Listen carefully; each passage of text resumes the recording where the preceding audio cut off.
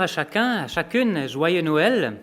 Je me réjouis de pouvoir terminer cette année avec vous. J'espère que vous avez eu l'occasion de vous réjouir en famille ou avec des amis, en tout cas de vous réjouir de la naissance de Jésus-Christ, de la naissance de notre Sauveur. J'aimerais vous montrer une petite publicité. D'habitude, dans les médias, il faut flouter les noms dans les publicités. Là, on ne va pas flouter. Je ne crois pas que c'est à leur avantage. Est-ce que, Elisabeth, tu veux bien nous lancer la vidéo, s'il te plaît ?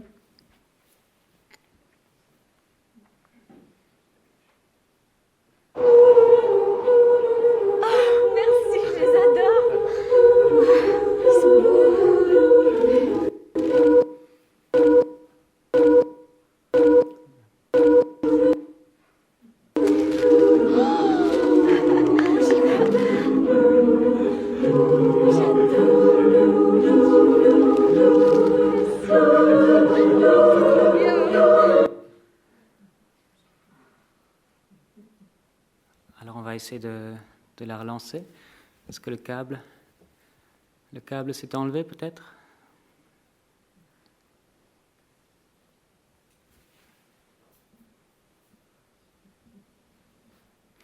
En attendant, est-ce que vous pouvez me dire qui a reçu des cadeaux à Noël ? Ah, vous êtes quelques-uns quand même. Alors, qu'est-ce que vous avez reçu comme cadeau ? Roland ?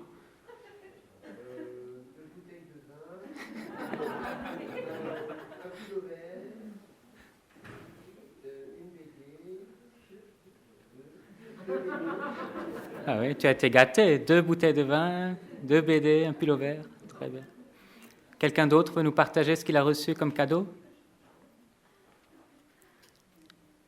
J'ai reçu un fauteuil. Un fauteuil, waouh. Des jumelles. Des jumelles, ah. Moi, c'est tout de suite des jumelles, pas les lunettes, c'est les jumelles. Ouais. Très bien. D'autres qui ont reçu des cadeaux ? Un livre pour fabriquer du pain. Ah oui. Super, un livre avec différentes recettes de pain. Une souris sans fil. Une souris sans fil. La technologie, très bien. C'est pour le chat.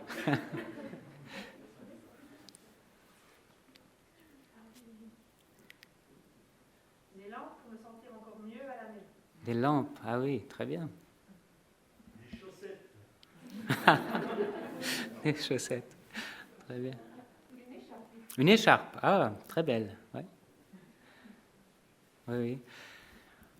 Quel privilège on a d'être dans un monde où nous sommes considérés comme riches par rapport à d'autres ailleurs, hein, où on a la possibilité de s'offrir des cadeaux de belles valeurs. Et on ne reçoit pas seulement un cadeau, mais souvent plusieurs. Peut-être qu'il n'y a pas tout le monde qui offre des cadeaux, pas tout le monde qui reçoit des cadeaux. Mais en tout cas, ceux qui en ont reçu, vous pouvez certainement être reconnaissants par rapport à ça. Est-ce que vous vous êtes déjà trompé de cadeau en offrant à quelqu'un un cadeau qui ne correspondait pas tout à fait ? Oui ? Claire, tu t'es déjà trompé de cadeau ? Non ? J'ai cru entendre un oui par ici. Ah, c'était pas toi.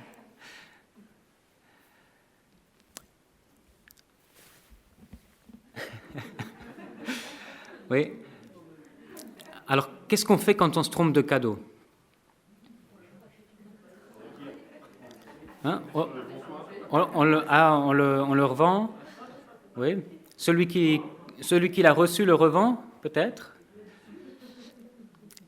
Celui qui l'offre, quand il se rend compte que ce n'est pas un bon cadeau, qu'est-ce qu'il fait ? Il est gêné, ouais. Il a peut-être honte. Il a l'impression d'être vraiment à côté de la plaque, que ça correspond pas à la personne. On regardera la vidéo un petit peu tout à l'heure. Comme ça, vous avez le temps. Parfois, on a l'impression que, avec le cadeau qu'on donne, on peut, en quelque sorte, acheter l'amitié, la sympathie de quelqu'un. Et si on se trompe de cadeau, on a l'impression qu'on rate notre coup et qu'on ne peut, qu'on n'aura pas la sympathie de la personne. Ou peut-être que le cadeau qu'on offre, il est tout petit par rapport à ce qu'il vient de recevoir juste avant. Alors, il y a une grande concurrence et on se dit, là aussi, notre coup est raté.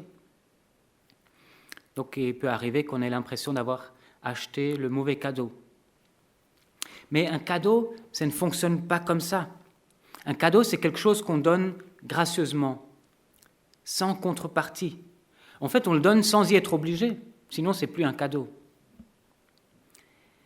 Et le cadeau qu'on donne, quelle qu'en soit la taille ou combien il nous a coûté, ce cadeau, il vient témoigner d'une relation déjà existante. Il ne vient pas acheter une relation, il vient témoigner d'une relation existante.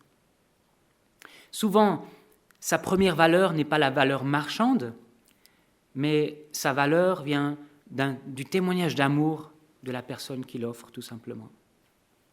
Et c'est comme ça qu'un cadeau d'un enfant qu'il a fabriqué lui-même, a beaucoup de valeur pour ceux qui le reçoivent, parce que ça témoigne de l'amour que cet enfant porte à l'adulte à qui il l'offre. Ce sont deux attitudes complètement différentes. D'un côté, de vouloir acheter une relation ou négocier une relation grâce au cadeau, et de l'autre côté, offrir quelque chose gratuitement, simplement pour témoigner de l'amour qu'on porte à la personne. Et dans le texte qu'on va lire ensemble ce matin, nous allons retrouver quelque part ces deux attitudes face à Jésus. Je vous invite à ouvrir vos Bibles dans l'évangile de Matthieu, au chapitre 2. On est dans les textes de Noël, bien sûr. Matthieu au chapitre 2, les versets 1 à 11. Ça se passe un petit peu après la naissance de Jésus. On ne sait pas exactement combien de temps. Ça peut être quelques semaines, quelques mois. Jésus était né à Bethléem, en Judée, au temps du roi Hérode. Des mages d'Orient arrivèrent à Jérusalem et dirent : « Où est le roi des Juifs qui vient de naître ? Car nous avons vu son étoile en Orient et nous sommes venus l'adorer. » À cette nouvelle, le roi Hérode fut troublé et tout Jérusalem avec lui. Il assembla tous les principaux sacrificateurs et les scribes du peuple pour leur demander où devait naître le Christ. Ils lui dirent : « À Bethléem, en Judée, car voici ce qui est écrit par le prophète. Et toi, Bethléem, terre de Juda, tu n'es certes pas la moindre parmi les principales villes de Juda, car de toi sortira un prince qui fera paître Israël, mon peuple. » Alors Hérode fit appeler en secret les mages et se fit préciser par eux l'époque de l'apparition de l'étoile. Puis il les envoya à Bethléem en disant : « Allez et prenez des informations précises sur le petit enfant. Quand vous l'aurez trouvé, faites-le moi savoir, afin que j'aille moi aussi l'adorer. » Après avoir entendu le roi, ils partirent. Et voici l'étoile qu'ils avaient vue en Orient les précédait. Arrivée au-dessus du lieu où était le petit enfant, elle s'arrêta. À la vue de l'étoile, ils éprouvèrent une très grande joie. Ils entrèrent dans la maison, virent le petit enfant avec Marie, sa mère, se prosternèrent et l'adorèrent. Ils ouvrirent ensuite leur trésor et lui offrirent en présent de l'or, de l'encens et de la myrrhe.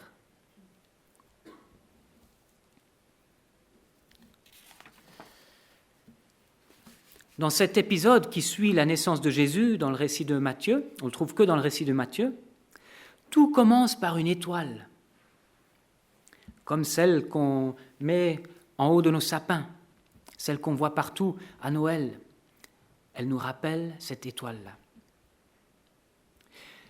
Des hommes sont venus d'Orient, probablement de Babylone. C'était un grand centre astronomique depuis des millénaires. Ce sont des érudits qui connaissaient probablement aussi les textes bibliques de l'Ancien Testament, parce que la communauté juive à Babylone était importante. Et ces hommes ont vu une étoile. Ils ont vu dans cette étoile un signe. Alors, depuis des siècles, on se pose la question quelle était cette étoile? Et malgré les recherches astronomiques modernes, on ne peut pas dire avec certitude de quelle étoile ou de quel phénomène céleste il s'agissait. Mais on peut relever que cette étoile a constitué pour les mages un signe suffisamment clair pour qu'ils comprennent qu'une prophétie s'était accomplie et qu'ils se déplacent de près de 1000 kilomètres avec l'intention d'aller adorer ce nouveau roi. Et en même temps, cette étoile, ce signe était suffisamment discret pour que les gens à Jérusalem, le roi Hérode et les sages de sa cour, pour qu'ils ne comprennent pas le signe. Ils ont été étonnés, troublés, dit le texte.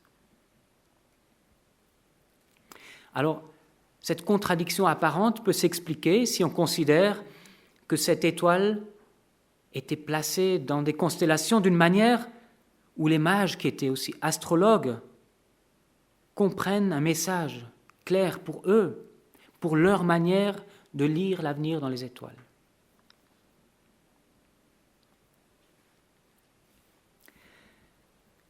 Ce qui est assez incroyable, c'est que ces mages sont venus avec l'intention d'adorer ce roi des Juifs. Ils ne le connaissaient pas. Eux qui n'étaient pas juifs, ils devaient avoir compris combien ce roi est une personne importante. Peut-être qu'ils s'appuyaient sur une prophétie de l'Ancien Testament, comme celle qu'on trouve dans le livre des Nombres. Nombre 24 qui dit « Je le vois bien, mais ce n'est pas pour maintenant. Je le contemple, mais non de près. Un astre monte de Jacob, un sceptre surgit d'Israël. Il brise les flancs de Moab, il abat tous les fils de Seth. » Une prophétie qui parle d'un souverain qui va naître de Israël. On voit le sceptre, on voit l'astre. Peut-être les mages s'attendaient-ils à enfin rencontrer celui dont parlait cette prophétie. Ils s'attendaient en tout cas à ce que ce roi soit non seulement un roi pour Israël, mais également un roi qui puisse être adoré par des étrangers, par eux qui venaient de loin, qui n'avaient rien à voir avec la nation juive. C'est d'ailleurs ce qui est tellement étonnant avec cet épisode. Le roi des Juifs qui vient de naître n'était pas attendu par les gens de la cour en Israël, à Jérusalem. Hérode, qui était à moitié juif, a une attitude complètement contraire à ce qu'il devrait avoir pour accueillir le Messie d'Israël. Et ce sont des étrangers qui vont reconnaître le roi d'Israël. C'est ce qui va arriver tout au long du ministère de Jésus. Les religieux, les gens de son village, les gens de sa famille même, ne l'ont pas reconnu comme Messie, en tout cas au début. Mais c'étaient des pauvres, des femmes de mauvaise vie, des hommes mis au banc de la société, des étrangers. Ce sont eux qui ont reconnu Jésus et qui l'ont aimé pour ce qu'il est. Face aux mages, ce Hérode fait vraiment tâche dans cette histoire. Alors, qui était vraiment Hérode ? Hérode Ier, le Grand, est né en 73 avant Jésus-Christ et il est mort en 4 avant Jésus-Christ. Alors vous me direz, s'il est mort en 4 avant Jésus-Christ, il ne peut pas avoir connu Jésus. Si, justement, parce que dans la datation de la naissance de Jésus, il y a des incertitudes. Et en tout cas, ce qu'on sait, c'est qu'il y a une erreur qui a été faite lorsqu'on a fixé notre calendrier actuel. L'an 1 n'a pas été placé au bon endroit à la naissance de Jésus. Jésus est donc né, selon notre calendrier, en 5 ou 6 avant Jésus-Christ. Alors il faut savoir, pour comprendre qui est Hérode, qu'en 63 avant Jésus-Christ, les Romains avaient pris Jérusalem. Ils avaient envahi toute la région. Les Romains gouvernaient donc sur la Judée.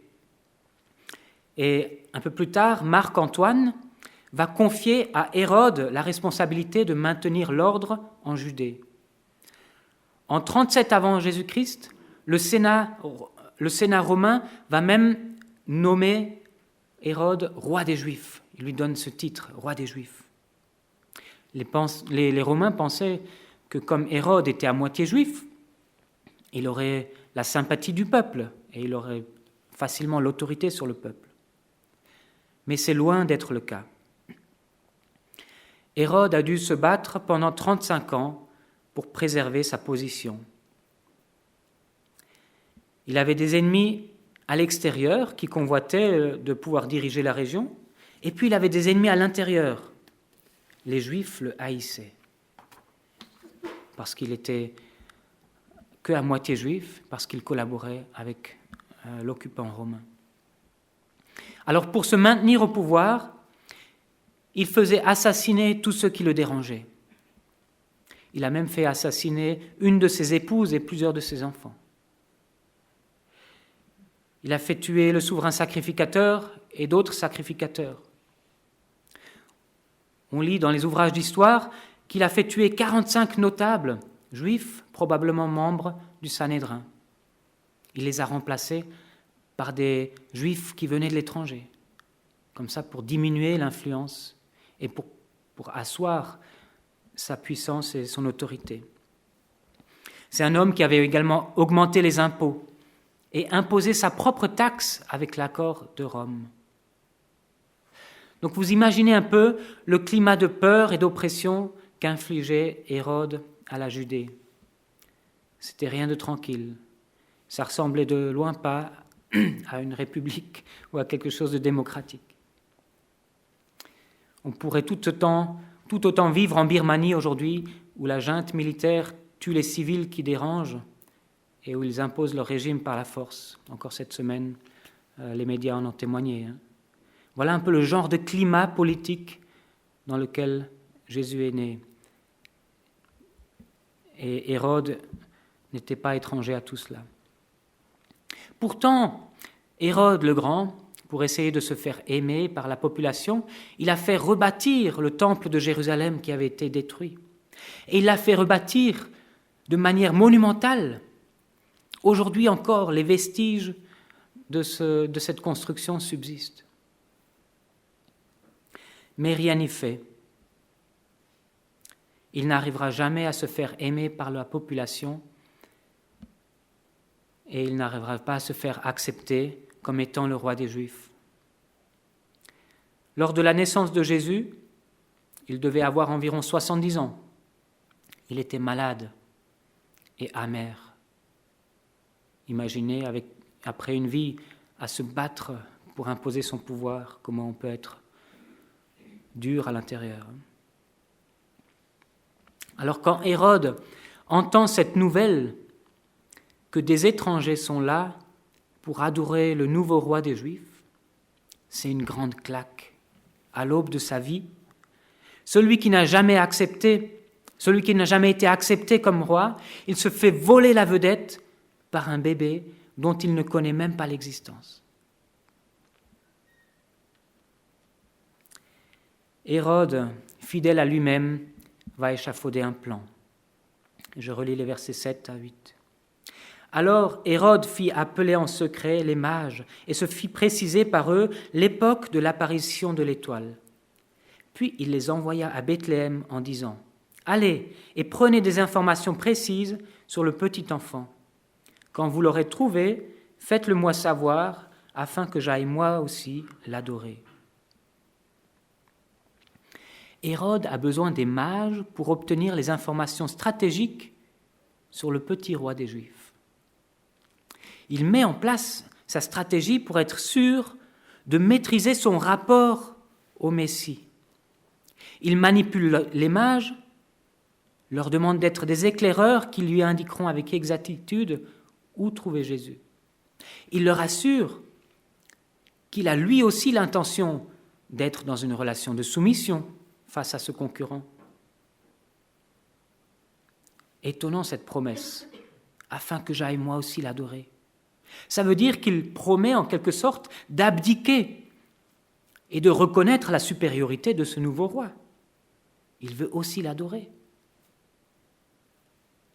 Mais sa vraie intention sera démasquée un peu plus tard, dans le passage qu'on n'a pas lu, lorsqu'il fera tuer tous les garçons de moins de 2 ans dans la région de Bethléem, parce qu'il aura compris qu'il a été trahi par les mages. Sa vraie intention était de maîtriser la relation vis-à-vis de ce Jésus. Il ne veut pas de sa présence. Il veut le maintenir éloigné. Il veut même l'éliminer. Il est celui qui négocie sa relation avec Jésus, le manipulateur. Comme celui qui offre des cadeaux pour s'acheter la sympathie de quelqu'un qui cherche en réalité son propre intérêt. Hérode fait mine de vouloir offrir son adoration à Jésus, mais il cherche à défendre son propre intérêt. Alors on va regarder maintenant la vidéo. Et si ça ne marche pas, tant pis.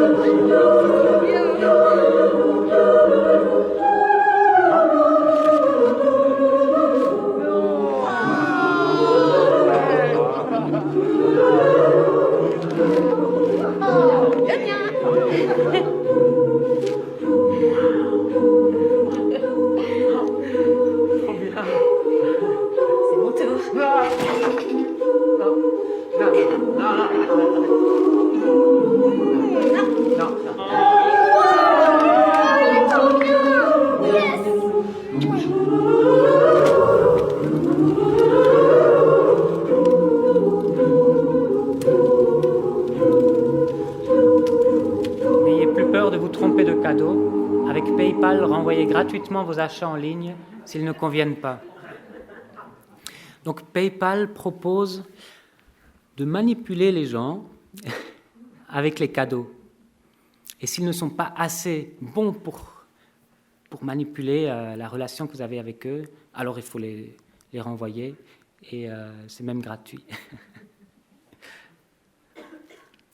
Un peu une image de Hérode qui était stratège, manipulateur dans la relation qu'il n'a pas eue finalement avec Jésus, mais qu'il aurait voulu avoir.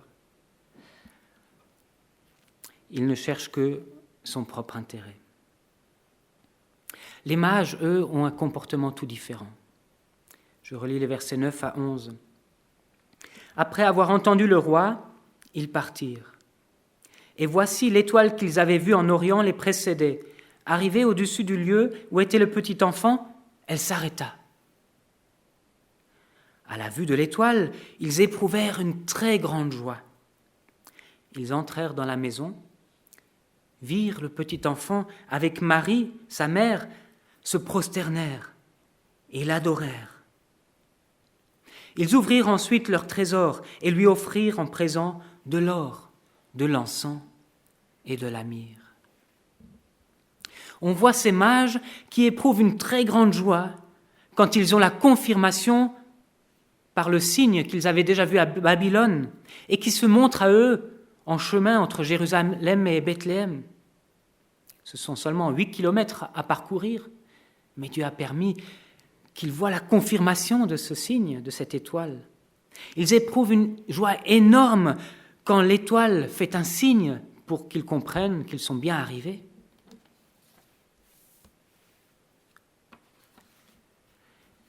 Si leur joie est si grande, c'est parce qu'ils étaient dans l'attente de rencontrer Jésus. Leur attente était tellement grande qu'ils se sont réjouis quand ils ont eu la confirmation. Ça y est, nous allons le rencontrer. Les mages aimaient Jésus même avant de l'avoir vu. Ils veulent être de ceux qui auront l'honneur de le voir, de le toucher, de l'adorer. Et pour l'adorer, ils ne sont pas venus les mains vides. Ils ont des cadeaux précieux, des cadeaux que l'on offre à un roi, des cadeaux bien plus précieux que tout ce qu'on peut avoir sur nos listes de cadeaux de naissance, de l'or. Ce métal était considéré comme le plus précieux. Il servait à mesurer la richesse de quelqu'un. Il est symbole de royauté. Ensuite, une fiole d'encens. L'encens, une huile sacrée. Et pour les Juifs, c'était tout particulier. Ça leur rappelait la présence pure et magnifique de Dieu au milieu de son peuple. Cette huile était utilisée pour rendre le culte à Dieu dans le temple. Et puis la myrrhe. La myrrhe, une huile d'onction pour oindre quelqu'un, comme Samuel aura pu oindre David, mais aussi une huile pour embaumer les morts. Peut-être que Marie a tremblé en sentant cette huile-là. On voit ailleurs dans le texte, dans Luc par exemple, que la naissance de Jésus est tout de suite accompagnée aussi d'un genre d'avertissement qu'un jour il va mourir. La symbolique de ces cadeaux n'est pas expliquée dans la Bible, mais on comprend que par leurs cadeaux, les mages reconnaissent que Jésus mérite toute l'adoration. Ils reconnaissent Jésus comme un roi, peut-être même comme un Dieu, parce qu'ils viennent l'adorer. Et ils pensent même que ce roi, ce Dieu roi, mérite d'être adoré par des gens qui viennent d'ailleurs, par des étrangers. Voilà l'attitude qu'ils ont face à Jésus.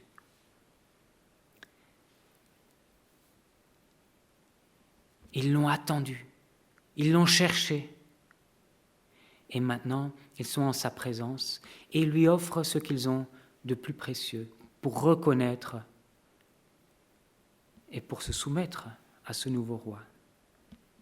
Soumission que Hérode n'a pas voulu.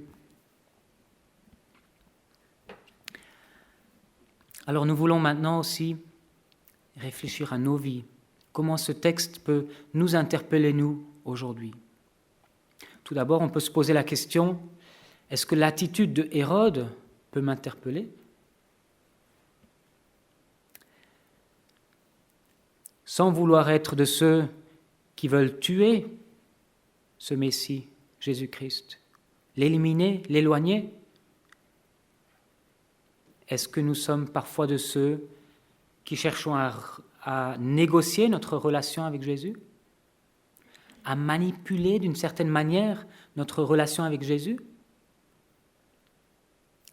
sans vouloir vraiment se soumettre? On lui offre quelque chose et on lui dit « Mais en retour, Seigneur, j'aimerais bien obtenir cela. » Vous est-il déjà arrivé de passer un marché comme ça avec Dieu ?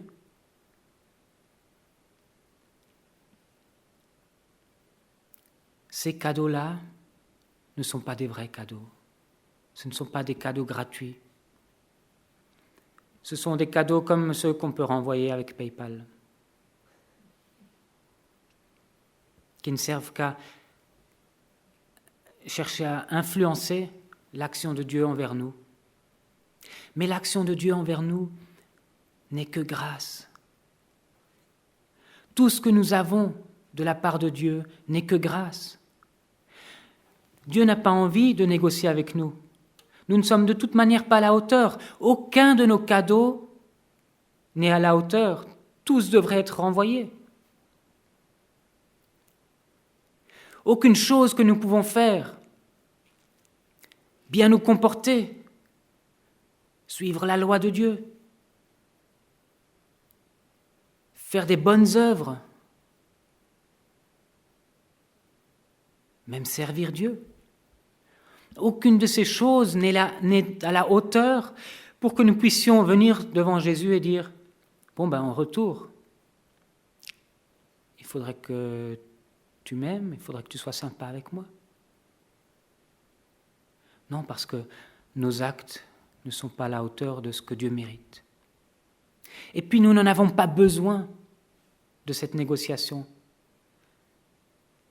parce que Dieu nous aime déjà. Jésus nous aime chacun personnellement, et il l'a prouvé. La Bible dit que en ceci Dieu prouve son amour envers nous. Alors que nous étions encore pécheurs, Christ est mort pour nous. L'amour de Dieu précédait notre envie d'entrer en relation avec lui. Alors aucun cadeau ne peut servir à une quelconque négociation. L'attitude de Hérode peut nous interpeller dans ce sens-là. L'attitude des mages nous interpelle dans l'autre sens. Voyez combien les mages étaient dans l'attente. Et quand ils ont eu la confirmation qu'ils allaient voir ce roi, ils étaient dans une joie énorme, certainement exubérante, vu la culture d'où ils viennent. Chez nous, la joie, elle s'exprime juste dans les mots.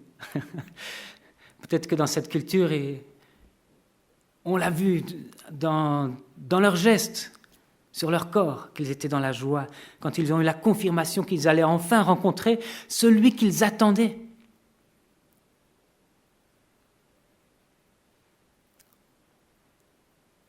Quand est-ce que nous attendons de rencontrer Jésus ?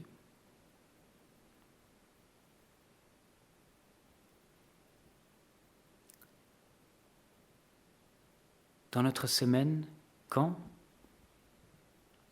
Oui, nous attendons de rentrer à la maison, que le travail soit fini pour rentrer à la maison. Ça, nous l'attendons.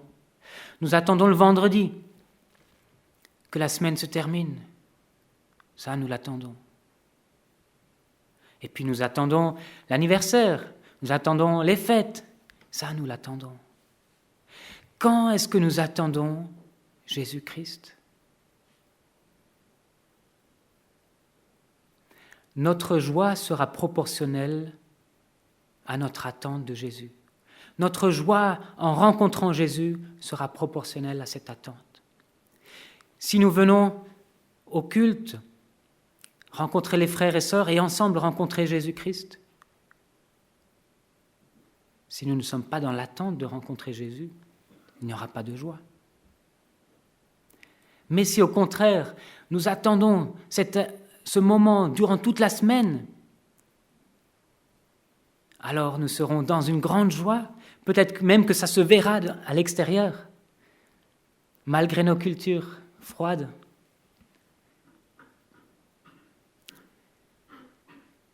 Mais nous ne devons pas attendre le dimanche pour le rencontrer, bien sûr. L'attitude des mages peut aussi nous interpeller sur ce qu'on peut offrir à Jésus. Les mages ont offert des choses de grande valeur à Jésus, alors qu'ils ne le connaissaient pas. Et nous qui le connaissons, nous qui connaissons son œuvre, sa vie, sa mort, sa résurrection, nous qui savons qu'il règne aujourd'hui dans les cieux, sur toute la terre, il règne. avec quoi osons-nous nous présenter devant Jésus-Christ? Ce ne sont pas là des cadeaux pour obtenir son amour, ses faveurs, mais c'est là simplement pour reconnaître qui il est, pour l'adorer, dans la même attitude que les mages. Pour reconnaître, Seigneur, toi tu mérites des cadeaux de roi, tu mérites des cadeaux de Dieu. Alors, qu'est-ce que vous offrez à Jésus? Qu'avez-vous de meilleur à offrir à Jésus? La meilleure chose que vous avez à offrir à Jésus, c'est vous-même. C'est vous-même, c'est votre vie, votre cœur. C'est un langage un peu poétique pour dire votre volonté. Vous pouvez offrir à Jésus-Christ votre volonté. Lui dire, Seigneur Jésus, viens régner dans ma vie. Je veux faire ta volonté et non la mienne, parce que je sais que ma volonté, elle est biaisée, elle est pas belle à cause de mon égoïsme, à cause de mon péché. Mais je veux faire ta volonté, parce que ta volonté est parfaite. C'est ça, offrir son cœur ou sa vie à Christ. Et c'est la meilleure chose que nous ayons à offrir. Et quand nous offrons cela, Christ nous fait grâce, nous pardonne, nous donne une nouvelle vie. Et ça permet que notre cadeau devienne une adoration. Si Christ ne pardonnait pas, s'il ne faisait pas grâce sur nos vies, cette vie ne vaudrait pas grand-chose. Mais parce que Christ nous a rendus purs, parce qu'il nous a renouvelés, quand nous offrons notre vie à Christ, c'est une vraie adoration. C'est un cadeau de grande valeur. Et c'est cela que Jésus attend de nous. Alors je vous propose encore un exercice pratique dans dans vos congés de Noël. Peut-être que vous connaissez Éric Emmanuel Schmitt, un écrivain chrétien qui a aussi écrit sur Jésus, qui a écrit plusieurs fois des choses concernant la foi. Et il a fait un acte de résistance, c'est comme ça qu'il le dit. Il a proposé cette année un atelier d'écriture invitant à écrire une lettre à Jésus, alors que les enfants dans le monde entier écrivent des lettres au Père Noël en ce moment. D'ailleurs, lui-même se décrit comme farouche opposant au Père Noël. Il dit que le Père Noël, il savonne la planche à Dieu. Oui, parce que les enfants, après, ils s'imaginent qu'on peut mettre dans la même catégorie le Père Noël qui n'existe pas et Jésus et tout ce qui est autour de Noël. Donc lui, pour contrecarrer cette culture qui éloigne de Jésus, il a proposé cette année un atelier d'écriture pour écrire une lettre à Jésus. L'intérêt d'écrire une lettre à Jésus, c'est de sortir de nos expressions trop souvent prononcées dans la prière. On prend un autre mode de communication à Jésus. Et quand on écrit une lettre, on se pose la question, à qui est-ce que je m'adresse et comment je m'adresse à lui? Qu'est-ce que je peux lui demander? De quelle manière je lui demande? Comment je lui parle? Je trouve la démarche intéressante de changer, pour ce temps de Noël, de prendre une fois une autre manière de vous adresser à Jésus en lui écrivant une lettre. Une lettre qui sera un cadeau de votre part, qui sera une adoration de votre part. Voilà. Voulons-nous prendre exemple sur ces mages, attendre Jésus, venir l'adorer? Avons-nous des choses à régler parce que nous sommes dans une relation de négociation avec Dieu, comme Hérode? C'est les questions que nous pose ce texte. Je vais prier. Seigneur Jésus, nous sommes tellement reconnaissants de te connaître, tellement reconnaissants quand nous songeons à tout l'amour que tu as pour nous, à tout ce que tu as fait pour nous, ce que tu as vécu, enduré. Nous sommes émerveillés par un amour si grand. Et je te prie que chacun d'entre nous puisse encore expérimenter cet amour durant ce temps de Noël, qu'il puisse le comprendre encore davantage, comprendre combien ta volonté pour nous est bonne, combien il est bon de se soumettre à toi. Révèle dans nos vies aussi les endroits où nous voulons négocier avec toi. Révèle-les pour que nous puissions nous repentir, te demander pardon, te laisser défaire ces nœuds dans nos vies. Fais de nous des adorateurs, des vrais adorateurs en esprit et en vérité, ce que seul ton esprit peut faire dans nos vies. Amen.